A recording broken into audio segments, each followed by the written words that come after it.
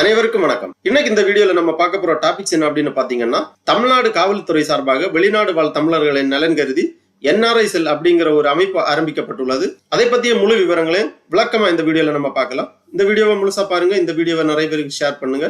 மனித சேவை சேனலை சப்ஸ்கிரைப் பண்ணாதவங்க சப்ஸ்கிரைப் பண்ணி பெல் ஐகானையும் பிரஸ் பண்ணுங்க. தமிழ்நாடு காவல்துறை சார்பாக வெளிநாடு வாழ் தமிழர்களின் நலன் கருதி NRI செல் என்ற அமைப்பு ஆரம்பிக்கப்பட்டுள்ளது. தினம்தோறும் தமிழ்நாட்டிலிருந்து வேலை நிமித்தமாகவும் கல்விக்காகவும் வெளிநாடு செல்வோர்களின் எண்ணிக்கை அதிகரித்து வருகிறது. இவ்வாறு வெளிநாடுகளில் செல்லும் தமிழர்கள் தாங்கள் செல்லும் இடங்களில் வேலை வழங்குபவர்களாலோ அல்லது வேற ஏதேனும் இன்னல்களுக்கு உள்ளானால், உடல் ரீதியாகவோ மனல் ரீதியாகவோ ஏதேனும் இன்னல்களுக்கு உள்ளானால் அல்லது மரணம் ஏற்பட்டாலோ அவர்களை தாயகம் கொண்டு வருவதற்கும், அவசர காலங்களில் சிக்கி தவிக்கும் தமிழர்களை தாயகம் திருப்பி கொண்டு வருவதற்குமாக இந்த NRI செல் உருவாக்கப்பட்டுள்ளது. வெளிநாடு வாழ் தமிழர்கள் தங்களின் புகார்களை இந்த இணையதளத்தில் தெரிவிக்கலாம். அதை பற்றிய முழு விவரங்களையும் தெரிந்து கொள்வதற்காக இந்த வெப்சைட்டை ஓபன் பண்ணிக்கோங்க. www.eservices.tnpolice.gov.in. இந்த வெப்சைட்டோட லிங்கை நான் டிஸ்கிரிப்ஷன்ல கொடுக்குறேன். இதுதான் தமிழ்நாடு காவல்துறையின் அதிகாரப்பூர்வ இணையதளம். இந்த வெப்சைட்டை ஓபன் பண்ணீங்கன்னா இதுல இந்த மெனுவிலேயே நிறைய ஆப்ஷன்ஸ் கொடுத்துருக்காங்க. இதுல நம்ம பார்க்க போறது NRI செல் அப்படிங்கிற ஒரு ஆப்ஷன் இருக்கு. இதை நீங்க கிளிக் பண்ணிக்கோங்க. உடனே இந்த மாதிரி NRI செல் அப்படிங்கிற பேஜ் ஓபன் ஆகும்.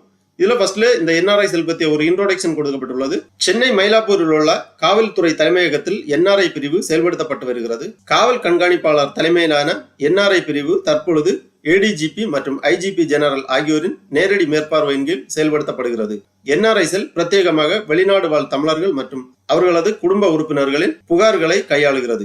NRI செல்லின் முக்கிய செயல்பாடு NRIக்கள் மற்றும் PIOக்களின் புகார்களை பெறுவதும், அதை சம்பந்தப்பட்ட காவல் நிலையத்திற்கு விசாரணைக்காக அனுப்புவதும், சம்பந்தப்பட்டவர்களிடமிருந்து அறிக்கைகளை சேகரிப்பதும் NRIயின் செயல்பாடுகளாகும். NRI செல் அவர்களின் புகாரின் மீது எடுக்கப்பட்ட நடவடிக்கைகளை கண்காணித்து தெரிவிக்கும். வெளிநாடுகளில் இருந்து தமிழகம் திரும்ப வேண்டியவர்களுக்கு பல்வேறு பிரச்சனைகளில் NRI செல் வழிகாட்டும். விசா அல்லது தொடர்புடைய விஷயங்களில் காவல் சரிபார்ப்பிலும் NRI செல் உதவுகிறது. இவ்வாறு இந்த இன்ட்ரோடக்ஷன்ல கொடுத்திருக்காங்க.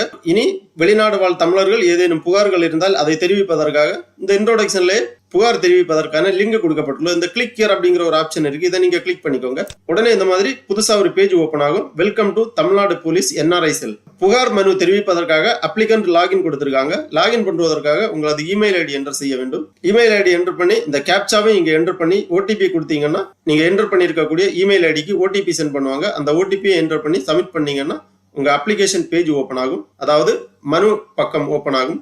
இமெயில் ஐடி என்டர் பண்ணி கெட் OTP கொடுத்தீங்கன்னா OTP சென்ட் பண்ணுவாங்க. அந்த OTP என்டர் பண்ணி வெரிஃபை பண்ணீங்கன்னா NRI செல் கிரீவன்ஸ் போர்ட்டல் ஓபன் ஆகும். இதுதான் NRI கிரீவன்ஸ் போர்ட்டல். இங்கதான் உங்க புகார் மனு நீங்கள் தெரிவிக்க வேண்டும். புகார் மனு தெரிவிப்பதற்காக 3 ஸ்டெப் கொடுக்கப்பட்டுள்ளது. ஃபர்ஸ்ட்ல டொமஸ்டிக் டீடைல்ஸ் என்டர் பண்ணணும். அப்புறமா இன்டர்நேஷனல் டீடைல்ஸ் என்டர் பண்ணணும். அப்புறம் கம்ப்ளைண்ட் டீடைல்ஸ் என்டர் பண்ணணும். டொமஸ்டிக் டீடைல்ஸ்ல ஃபர்ஸ்ட் கம்ப்ளைண்ட் ஃபார் கொடுத்திருக்காங்க. மைசெல்ஃப் அல்லது அதர்ஸ் செலக்ட் பண்ணிக்கோங்க. அப்புறம் ஃபர்ஸ்ட் நேம் லாஸ்ட் நேம் கேட்டிருக்காங்க. ஃபர்ஸ்ட் நேம் லாஸ்ட் நேம் கிளியரா என்டர் பண்ணிக்கோங்க. Father name, mother name, marital status, அப்புறம் ஜெண்டர் செலக்ட் பண்ணிக்கோங்க. ஏஜ் என்டர் பண்ணிக்கோங்க. அப்புறம் முழு முகவரியை என்டர் பண்ணிக்கோங்க. உங்களது ஊரில் உள்ள முழு முகவரியை என்டர் பண்ணிக்கோங்க. டிஸ்ட்ரிக்ட் பின்கோடு என்டர் பண்ணிக்கோங்க. அப்புறம் அப்லோடு KYC டீடைல்ஸ் கேட்கறாங்க. KYC டாக்குமெண்ட்டுக்காக voter ID, passport, driving licence, bank passbook, PIO அல்லது OCI card, UID card, Aadhaar card கேட்கறாங்க. உங்க கையில எந்த ஐடி இருக்கோ அதை செலக்ட் பண்ணிக்கோங்க. செலக்ட் பண்ணி அந்த ஐடியை ப்ரௌஸ் பண்ணி காப்பிங்க அப்லோட் பண்ணிக்கோங்க. அப்புறமா செகண்டா ஒரு ஐடி டைப் கேட்கறாங்க. Passport, driving licence, bank passbook கொடுத்துருக்காங்க. ஏதாவது ஒரு ஐடி நீங்க செலக்ட் பண்ணி அந்த ஐடியை இங்க ப்ரௌஸ் பண்ணி அப்லோட் பண்ணிக்கோங்க. அப்புறம் இந்தியன் கான்டாக்ட் நம்பர் கேட்கறாங்க. இமெயில் ஐடி கேட்கறாங்க. இது எல்லாமே மேண்டேட்டரியா என்டர் பண்ணணும். அப்புறமா ரெஃபரன்ஸ் பர்சன் கேட்கறாங்க. உங்களுக்கு பரிந்துரை செய்வதற்காக ஏதாவது ஒரு பர்சனோட name, relationship, contact number, email ID enter பண்ணிக்கோங்க. நான் அடிஷனலா யாராவது ஆட் பண்ணணும்னா இந்த ஆட் ஆப்ஷன் இருக்கு. இதை நீங்க கிளிக் பண்ணி அடிஷனலா ரெஃபரன்ஸ் பர்சனை ஆட் பண்ணிக்கலாம். எல்லாமே கிளியரா என்டர் பண்ணி முடிச்ச பிறகு இந்த நெக்ஸ்ட் ஆப்ஷனை கொடுத்துருங்க. அதன் பிறகு இன்டர்நேஷனல் டீடைல்ஸ் கேட்பாங்க. இன்டர்நேஷனல் டீடைல்ஸ்ல நீங்க எந்த முகவரியில தங்கி இருக்கீங்க, international contact number, employer number, அந்த மாதிரி டீடைல்ஸ் எல்லாம் கேட்பாங்க. அது எல்லாமே நீங்க கிளியரா என்டர் பண்ண வேண்டும். அதன் பிறகு கம்ப்ளைண்ட் டீடைல்ஸ் கேட்பாங்க.